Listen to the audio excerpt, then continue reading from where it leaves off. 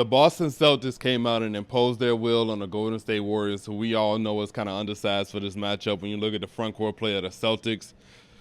But man, do the antics of Draymond Green have to stop. I felt like Draymond Green kind of put himself in a bad position where he was trying to do this psychological game with the Boston Celtics, and they did a good job of staying cool and collected and not letting them get into their head the way he did in Game 2, especially when you look at the fact that after the game, they asked Jaylen Brown how much was he being of a nuisance or annoying him, and he said about a 12 out of 10.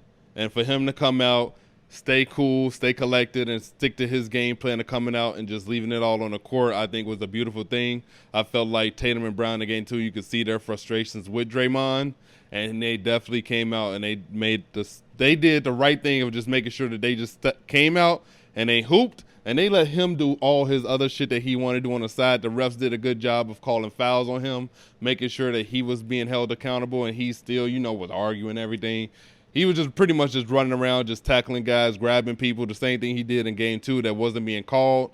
And the refs went and they looked at film and they were like, okay, we see what Draymond is doing. We now got to crack down on this because this isn't even playing basketball. And they made sure they came out and they did that. We have seen Draymond Green play good at the small ball five, being able to wall up guys and pretty much be a good center when they do need him to play small ball five to make up the offense that maybe like Kevon Looney isn't bringing. But in this game, Draymond Green was pretty much a zero. He was just running around doing nothing. And I feel like the Boston Celtics did a good job of making sure that they kept guys pretty much in check. Steph Curry, when he was in foul trouble, every time he was switched onto a big, they got him the ball. Al Horford was posting him up. Marcus Smart, even in the first half and in the second half, was even posting him up sometimes. You just saw everybody getting a little bit of a post touch whenever Steph Curry was switched on to them, and I felt like that was a good game plan, especially when you look at the fact that Steph Curry had 3 fouls and he didn't want to pick up that 5th or that 6th or that 4th foul. I think he did end up with 4 fouls by the end of the game. But he didn't want to foul out because he knew how important he was to this team. I felt like Klay Thompson did a good job of coming out and playing good through the first 3 quarters. But then in the fourth quarter, after that big Golden State Warrior run that we always know come, where they outscored the Boston Celtics 33-25, I felt like that was a huge momentum shift. And it looked like it was probably going the Warriors' way. But when you get to that fourth quarter and the Boston Celtics really lock in defensively and they were able to hold a Steph Curry-led team to 11 points in the fourth quarter, that is one of the most impressive things that you could do as a defense. It's hard as hell to stop Steph Curry from getting 11 points in the quarter alone, but to hold the team with him, Klay Thompson, Draymond Green, Wiggins, Poole, all them guys on the court at the same time, and you held them to 11 points in a quarter, I think that's one hell of a feat. And when you look at what Robert Williams was doing on those dribble handoffs and those screens, he was up, giving guys the ability to fight through screens and get back on shooters. It was just a beautiful thing to see, and especially when you look at the fact that he was holding down the paint, making sure he was blocking shots. He ended the game with 4 blocks. And I think that it was just a good all-around game. And look at the fact that they came out and they got 15 offensive rebounds. That right there is physicality in itself and effort. And I feel like the Golden State Warriors got to find a way to come out and make up for that.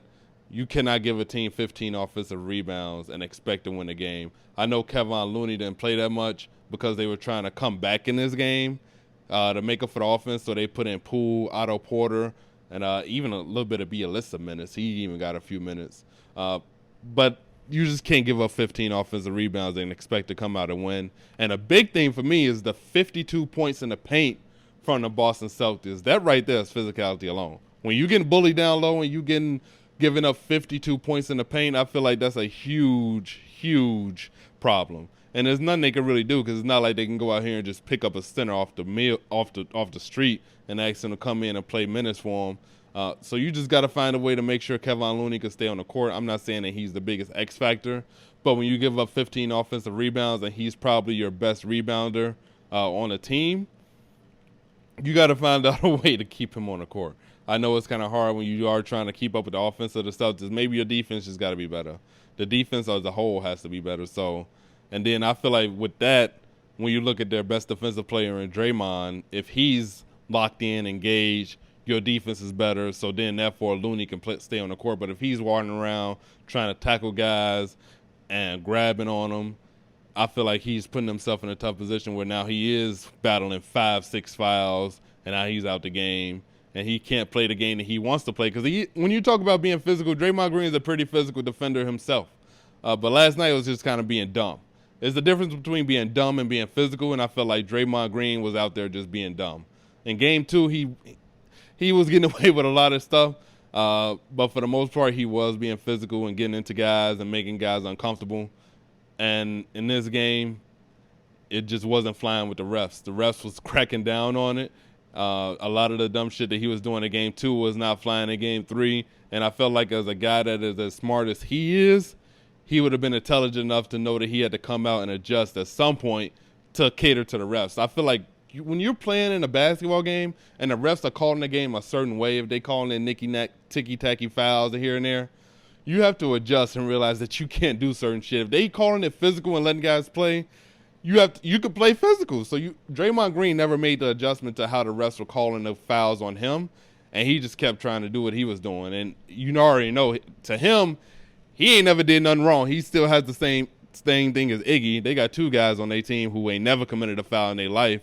And for me, I do like the fact that he held himself accountable in the post-game interview. He said that I came out and I played soft, and that was the big reason why this game went the way it did. So hopefully for him, he comes out, we get a much better Draymond Green, because we know that he's a guy who could come out and impact the game on all levels of the court besides scoring. He's the type of dude that he doesn't have to score to be the most impactful player on the court. So hopefully we get a good game from him, because they need Game 4. They really do need Game 4. I don't think you want to go against the Celtics being down 3-1. I know they've been in this position before where they did come back from being down 3-1. But this Celtics team is really good, and they got confidence. When you give young players confidence, it's just, you don't want to do that, especially when you look at Tatum and Brown. You have nobody that can guard them. You don't have a center that can really protect the rim and stop them from getting to the rim, especially when you give up 50-plus points in the paint. You got to find out. You got to come out here. You got to somehow get Game 2, limit the turnovers, because they did turn the ball over 16 times. I felt like that was a big thing in the game. You can't just have empty possessions like that, especially when you're going against a talented team like the Celtics. The third quarter Warriors, they did show up. They made their push. But then when you look at the fact that they disappeared in the fourth quarter, for me, that was huge. And then, yeah, you just got to come out, be better, be smarter, Draymond Green. And I feel like this game will be completely different if we had a good, smart Draymond Green, especially when you look at the big run that they did in the third quarter. But for me, you just got the Millie breakdown of what happened in Game 3. Let me know in the comment section what y'all want to hear. Peace out, baby.